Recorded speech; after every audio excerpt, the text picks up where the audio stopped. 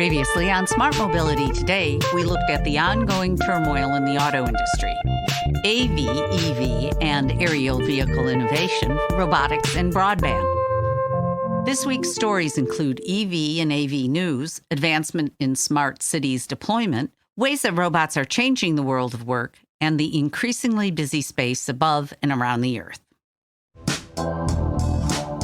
You've got something to say, and we can help you say it. Detroit Media Productions is here for your audio, photography, and video needs. DetroitMediaProductions.com.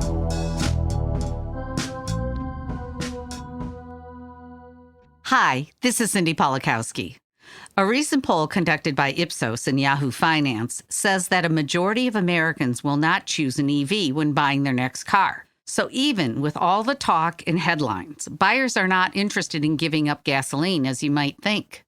57% of respondents say they are not likely to buy an EV, and about a third of those who feel that way are, quote, not at all likely. About the same portion of respondents say they are likely to buy, but for an industry that sounds like it is creating change quickly, the barriers to buying have not gone away. Things like high vehicle costs, limited driving range, and a limited charging infrastructure.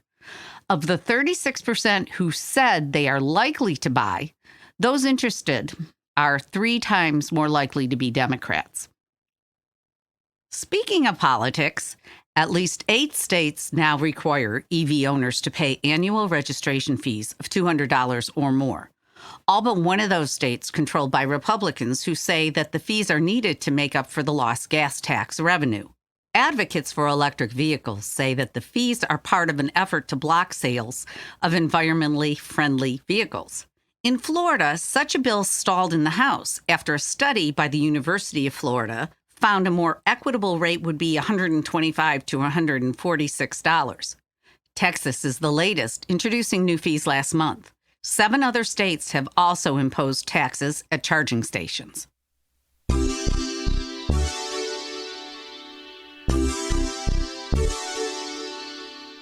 In Japan, a new driverless ride-hailing service is launching thanks to a partnership between Honda and the General Motors Cruise AV subsidiary. The Cruise Origin AV will offer rides to commuters in Tokyo beginning in 2026.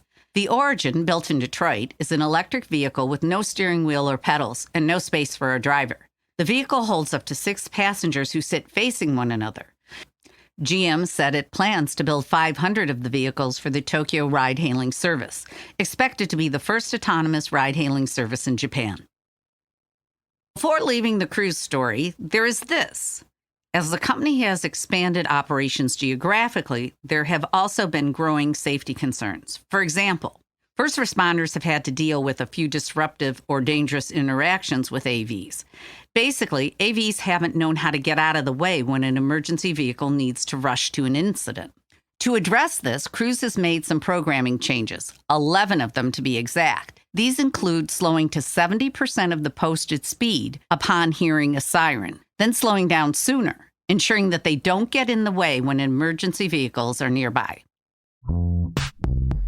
Looking for better ways to manage your IT, phone systems, or remote workforce? Improve your organization using technology that works for you. psntechnology.com.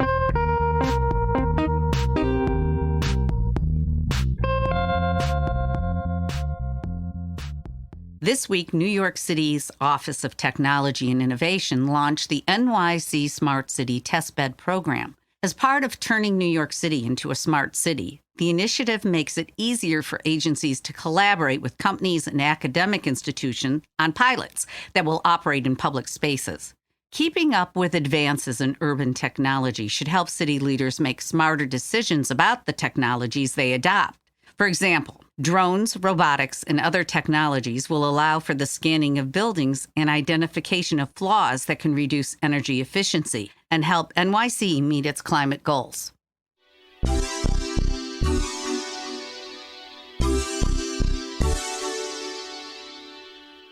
3D manipulation is easy for humans. Most of us can stack items that are not identical in shape or set a table for a meal. For robots, however, there are many constraints that make these tasks difficult. At MIT, a team has created a generative AI tool that makes multi-step 3D manipulation possible for robots. The constraint is this. It is easy for robots to move things from place to place when those things are identical. But when you introduce variety, like packing heavy and light groceries and not wanting the heavy stuff on top, the task for the robot just got way more complex. While traditional robot AI handles problems sequentially, the new MIT system is based on a diffusion model. Diffusion CCSP has an assortment of models, each one solving a different possible problem, like non-identical weights and sizes. The AI can use those options to quickly generate an overall solution. So now robots can work as expert packers. I still want to know where my eggs and bananas are.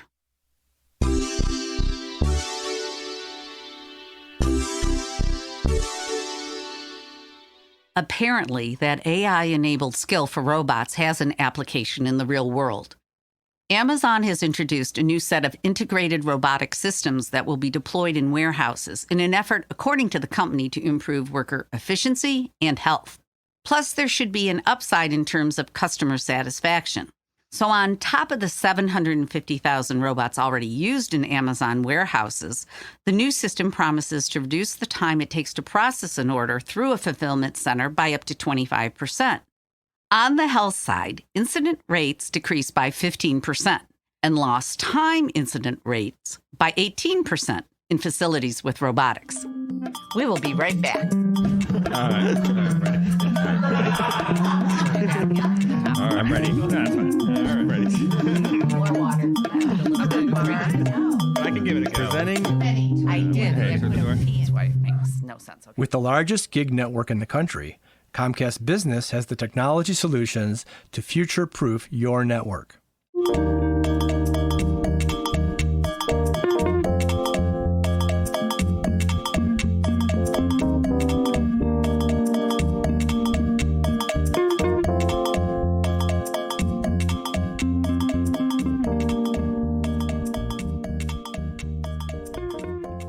And now, flying cars in China.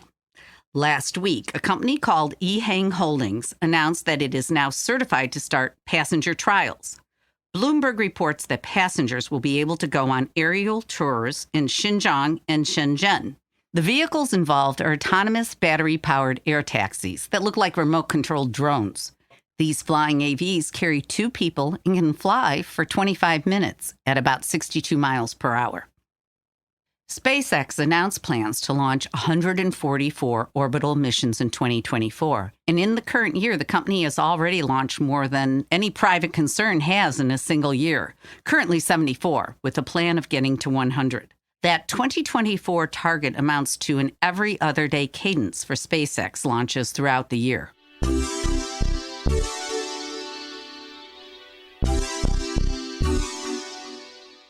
We all know that when rockets and other objects fall back to Earth, they get burned up in the atmosphere.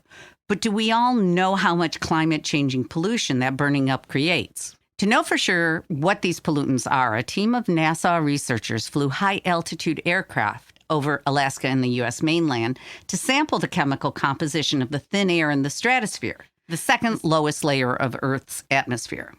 The stratosphere extends from 6 to 30 miles above the planet's surface. Traveling at about 5 miles above the cruising altitude of commercial airliners, the sensitive sensors in the plane's nose cones were able to analyze the chemical compounds found in the pristine stratospheric air, a region of the sky that is out of the reach of Earth-based air pollution sources. What they found were higher than expected amounts of lithium, aluminum, copper, and lead, all present in the same ratio of those alloys as used in satellite manufacturing. Read these stories and more at globalautomobility.com and subscribe to Smart Mobility Today on your favorite podcast platform. Sign up to receive our weekly newsletter and follow us on social media at Smart Mobility Today. Produced by Detroit Media Productions, this is Smart Mobility Today.